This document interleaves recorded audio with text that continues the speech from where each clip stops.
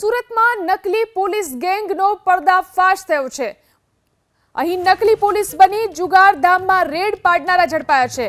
5 શખ્સોએ નકલી પોલીસ બની જુગારધામમાં રેડ કરી હતી। નકલી પોલીસે જુગારધામમાં રેડ કરી અને રૂપિયા પડાવ્યા હતા। જુગારનો કેસ નહીં કરવા માટે નકલી પોલીસે રૂપિયા માંગ્યા હતા। 1,73,000 રૂપિયા પડાવી આરોપી ફરાર થઈ ગયા હતા।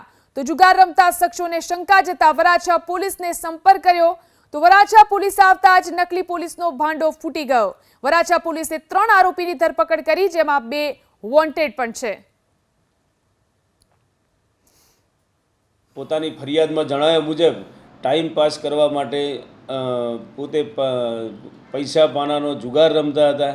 એ દરમિયાન આ કામના આરોપીઓ પોતે ડિસ્ટાફના પોલીસ કર્મચારીઓ છે તેમ કહી તેમના કારખાને ઘૂસી જઈ અને તેમની પાસેથી કુલ 1,73,000 રૂપિયા પડાવી લીધેલા।